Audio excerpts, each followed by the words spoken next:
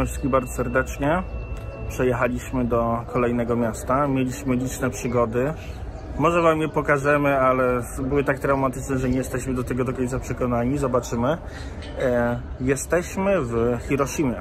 Jest to zapewne miasto, o którym słyszał każdy na świecie. Jest to miejsce, gdzie została zrzucona pierwsza w historii bomba atomowa podczas II wojny światowej. W dzisiejszym odcinku na pewno odwiedzimy miejsce, gdzie właśnie to zrobiono. Zostańcie razem z nami. Ale nie chcemy się skupiać tylko i wyłącznie na tej historii, ponieważ Hiroshima ma swoją wspaniałą historię, ma swój wspaniały zamek i dzisiaj ten zamek też wam go pokażemy, a przy okazji opowiemy o historii tego miasta sprzed 1945 roku. Zacznijmy od garści najważniejszych informacji na temat miasta. Hiroshima jest bardzo starym miastem. Pierwsze wzmianki odnośnie osadnictwa na tych rejonach pojawiły się już w VI wieku naszej ery. Pierwsze spisane informacje odnośnie zasiedlonych tych terenów w IX wieku, na początku IX wieku, ale samo miasto zaczęło tak naprawdę powstawać i rozbudowywać się w wieku XVI, kiedy to rozpoczęto budowę zamku i dookoła tego zamku rozwinęło się miasto. Miasto w XIX wieku było już bardzo ważnym centrum przemysłowym Japonii i w 1945 roku zostało specjalnie wybrane przez Amerykanów na zrzucenie bomby atomowej, ponieważ to miasto leży w Niecce. Amerykanie chcieli, żeby ten impact uderzeniowy był jak największy, sami nie wiedzieli, czego się do końca spodziewać, więc to miasto specjalnie zostało wybrane w momencie, kiedy spadła bomba atomowa. W tym mieście mieszkało blisko 400 000 ludzi. Dzisiaj jest to ogromna, ponadmilionowa metropolia. Zanim wejdziemy do zamku, dodam jeszcze, że w latach 50. wczesny burmistrz postanowił, że Hiroshima musi znaleźć na siebie pomysł i Hiroshima została miastem pokoju. Okej, tego nie wiedziałem.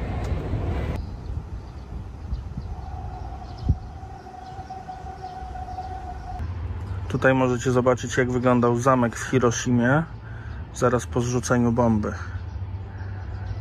A dzisiaj jest już kompletnie odbudowany i wygląda tak. Tu zobaczyliśmy taką tabliczkę, że jest to jedno z nielicznych drzew, które ostało się po wybuchu bomby w 1945 roku. Tak wygląda cały ten kompleks. My go oczywiście wam całego pokażemy. Obecnie wchodzimy jednym wejściem, a postaramy się wyjść drugim. Tutaj jest na środku też, widzę drzewo, święte drzewo. Wchodzimy teraz na teren parku. Po prawej stronie widać ruiny. Przed nami widać sporo drzew. Tutaj jest sadzawka. Wygląda to, ja bym powiedział, bardzo japońsko. Czuć tutaj taki spokój duchowy. Zdecydowanie czuć spokój, oprócz tego meczu, który tam czuć, znaczy słychać. Tak, nie wiem czy słyszycie, ale tam w oddali chyba jest jakiś mecz dzisiaj, bo niesie się strasznie. Tutaj widzicie drzewa, które stoją przy zamku i one ostały się podczas wybuchu bomby. Ja tylko dodam, że Japończycy tutaj bardzo szanują takie miejsca, które się ostały przy wybuchu bomby, ale my jesteśmy kilometr od miejsca wybuchu i tu ostały się dosłownie 2 drzewa. Wybieramy się do zamku w Hiroshimie. Jest to jeden z piękniejszych zamków w Japonii. Oczywiście został on odbudowany po zniszczeniach w 1945 roku. Sama historia tego zamku rozpoczyna się już w XVI wieku, kiedy to pierwszy zamek zbudował przedstawiciel rodu Mori. No i chcemy wam pokazać, jak wygląda obecnie, ponieważ został zrekonstruowany zgodnie z oryginałem. Chodźcie z nami. Trzeba przyznać, że zamek jest dużo mniejszy, na przykład od tego, który widzieliśmy w Osace. Mi się osobiście bardzo podoba. Najbardziej podoba mi się to, że ma dużo elementów drewnianych. Znaleźliśmy sprawców tego zamieszania. Wszystkie przyśpiewki dobiegają z tego stadionu. Nie znam się, ale to chyba ta ekipa dzisiaj gra.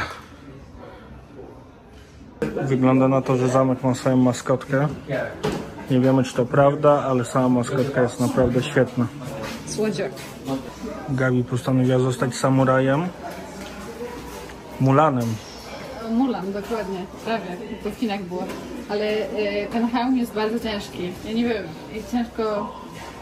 ciężko w ogóle odwracać się w nim i to coś ogranicza znacznie widok, więc ja nie wiem, jak oni to mówili. Krótka historia tych ziem. Najpierw był tutaj ród Mori, który został pokonany i ród Fukushima otrzymał tę ziemię, ale dosłownie na jedno pokolenie, ponieważ oni rozbudowali, naprawili ten zamek bez pozwolenia i wtedy drugi z shogunów rodu Tokugawa przekazał tę ziemię rodzinie Asano. Oni już sprawowali tutaj władzę aż do upadku shogunatu. Tutaj można na przykład dowiedzieć się o rodzinie Mori, rodzinie, która założyła zamek i była tutaj przez krótki czas, ale bardzo poważaną i szanowaną rodziną, która następnie przez klan Tokugawa została usunięta w cień.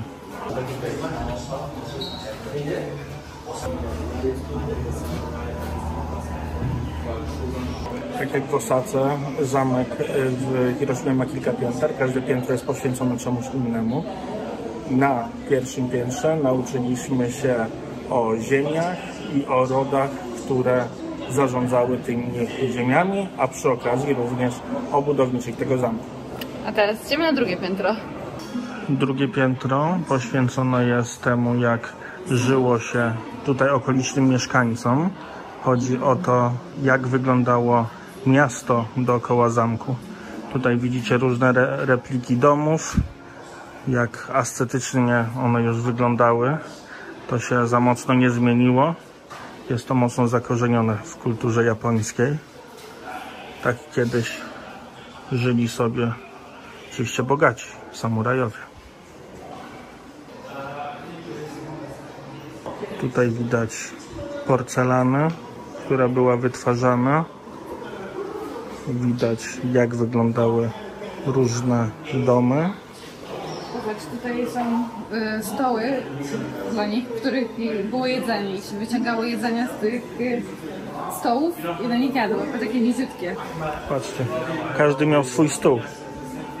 Ja bym powiedział, że na bogato. A tutaj widać, jak się wozili w tamtych czasach, raczej nosili. Na dzisiaj to by ktoś powiedział, że to taki niezły Mercedes.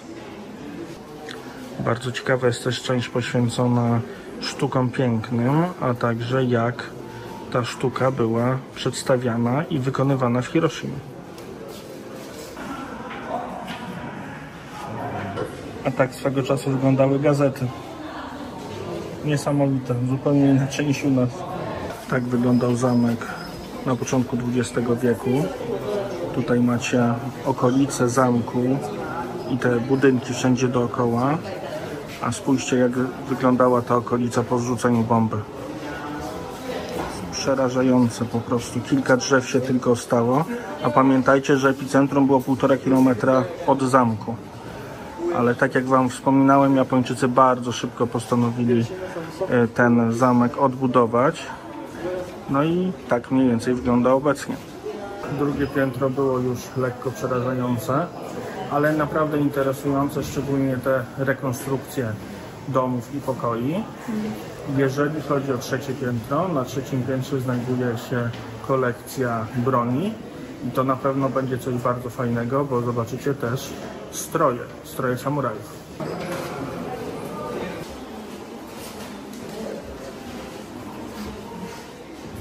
Są i miecze, czyli tak zwane katany. Wyglądają obłędnie. Bardzo fajnie wyglądają te ostrza. Zastanawiamy się, czemu nie ma rękojeści razem z nimi. Jakby wszystkie części były osobno. Na przykład tutaj widzicie zabezpieczenia mieczy. Można tutaj sobie podnieść miecz, katanę. I to jest na pewno fajny experience, bo wcześniej mogliście sobie tylko wyobrazić, czy były ciężkie, czy lekkie. Dosyć ciężki, ale lżejszy niż może się wydawać, około kilograma ma. Są i zbroje szogunów. Wyglądają przerażająco nawet dzisiaj. Taka nasza husaria. Chociaż takich skrzydeł jak my to nie mieli. No takiego hełmu to już bym nie chciał. Wydaje mi się, że to lekka przesada. A ja znam osoby, które z chęcią takie przygarnęły. O, na pewno. Pozdrowienia dla Michałka. 4. piętro to miejsce specjalnych wystaw dotyczących przede wszystkim spraw historycznych. No i obecnie są tu bardzo ciekawe informacje o różnego rodzaju wykopaliskach. A my tymczasem powoli będziemy lecieć na kolejne piętro. Kolejne piętro to już będzie punkt widokowy. A z tarasu widokowego, niestety zakratowanego, bardzo ładnie można podziwiać panoramę całego miasta. Miasto jest ogromne. Tutaj jest park, po którym Was oprowadzaliśmy. Miasto rzeczywiście robi wrażenie bardzo dużego miasta.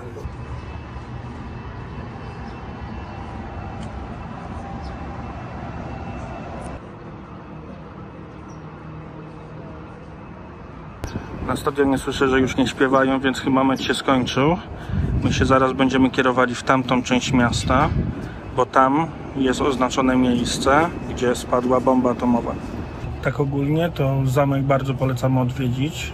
Wejście tu kosztuje 370 jenów, także naprawdę mało. Na tych 4 piętrach można się bardzo dużo dowiedzieć, bardzo dużo historii, bardzo dużo o różnych innych rzeczach. No a też można sobie później z 5. piętra popodziwiać panoramę całego miasta. Wyszliśmy już z zamku. Tutaj ten park jest naprawdę przyjemny, naprawdę fajnie się nim spaceruje i tylko popatrzcie na tą zieleń. Jest mega kolorowa. Tak, sam zamek był bardzo fajny, mega polecamy, a ja muszę przyznać, że Japonia jest fajna nawet jak pada, bo zupełnie inaczej ją odbieram niż jak jest słoneczna, co nie zmienia faktu, że i tak jest bardzo, bardzo fajnie. Zaraz obok zamku znajdziecie przepiękną świątynię. Ona wygląda na nową, no bo tak jak już wiecie, to wszystko zostało tutaj zniszczone. Nie znam historii tej świątyni, chętnie się douczę, ale spójrzcie, jak przepięknie wygląda każdy z pawilonów. Jest to świątynia Gokoku Shrine. Świątynia ta znajdowała się 330 metrów od miejsca, gdzie wybuchła bomba atomowa. W latach 50. została odbudowana, zrekonstruowana i przeniesiona w to miejsce. Tak wygląda wnętrze tej świątyni. Tutaj wiecie, że trzeba wrzucić pieniążkę. Środek wygląda, jakby dosłownie wczoraj oddali ją do użytku.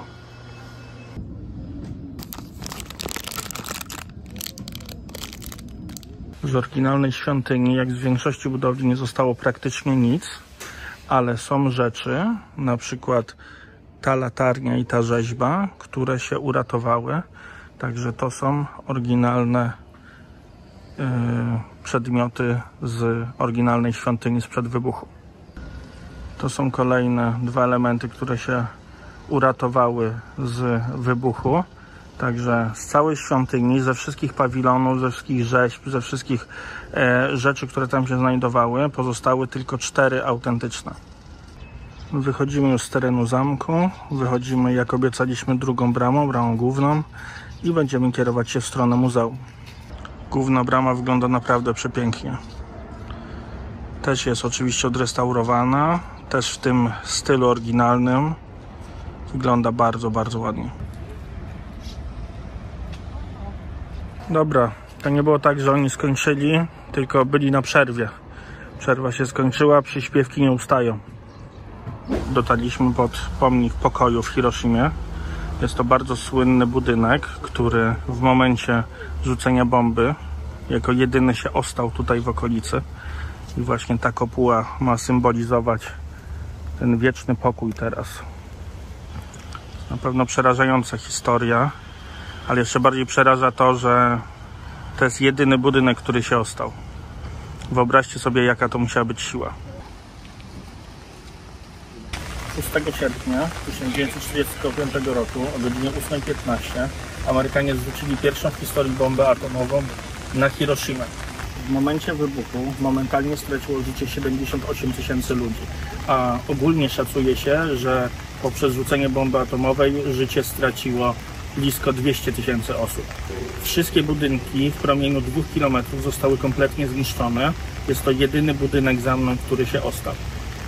Naukowcy dzisiaj twierdzą, że miasta, na które zrzucono bombę atomową, są bezpieczne i nie ma tu promieniowania, ale warto dodać, że nie ma jeszcze konkretnych dowodów na potwierdzenie tej tezy.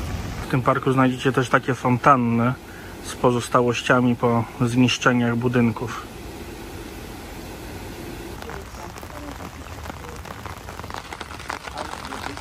Niestety bardzo się rozpadało, ale to nawet i dobrze, bo mieliśmy w planach wizytę w muzeum. To muzeum znajduje się właśnie za nami. Idziemy do muzeum poświęconemu zrzuceniu bomby atomowej na Hiroshimę. Muzeum jest bardzo duże, bardzo dobrze zorganizowane. Wejście tutaj kosztuje tylko 200 jenów, więc naprawdę to jest jakieś, no tyle co nic po prostu. Trzeba tu koniecznie przyjść i zwiedzić. Pamiętajcie tylko, żeby zrobić online zakupy, bo jest obowiązkowe.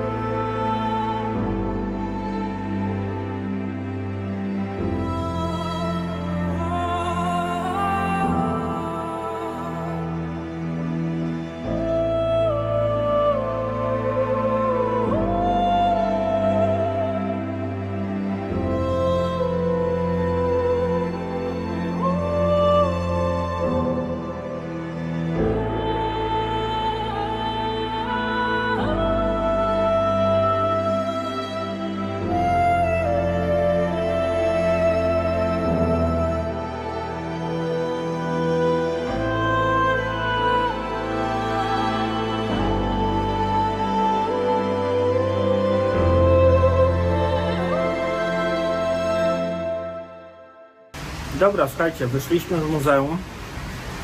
Pokażemy wam przebitki.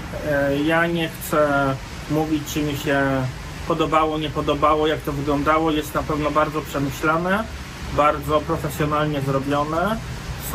Jest bardzo wstrząsające, także niech każdy sobie obejrzy przebitki. Mam nadzieję, że każdy obejrzał te przebitki i zadecyduje, co sądzi na temat tej sytuacji. Gabi, chcesz coś dodać więcej? Chciałam tylko powiedzieć, że według mnie samo muzeum jest naprawdę warte odwiedzenia. Jest bardzo też interaktywne, takie nowoczesne, naprawdę fajnie się go zwiedza i oczywiście zwiedza się go w kompletnej ciszy z powodu też tematu, o którym się czyta, więc to też robi takie duże wrażenie. Tak, to jest coś, co najbardziej zapamiętaliśmy. To, że nikt nawet słowem się nie odezwał przez godzinę czy półtorej.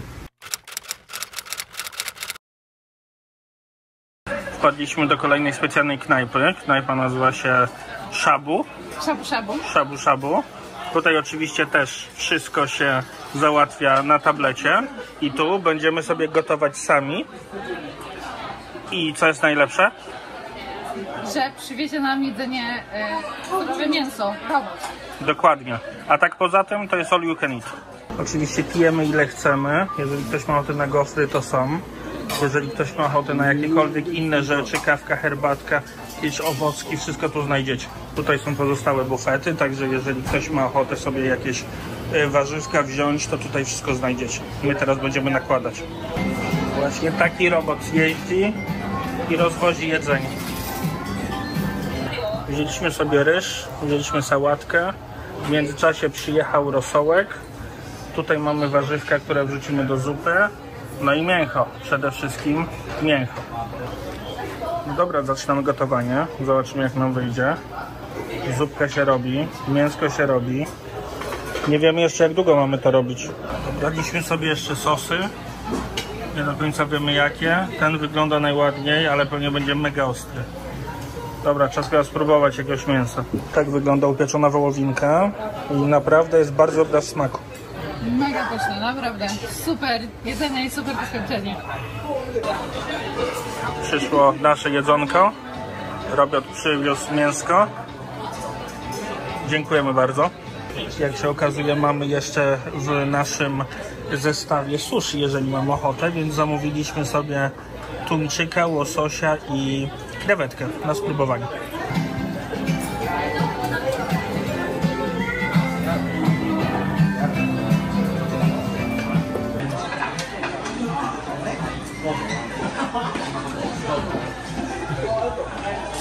A na deser robimy sobie watę cukrową. Pierwszy raz w życiu to robię, ale nie mogłam się oprzeć.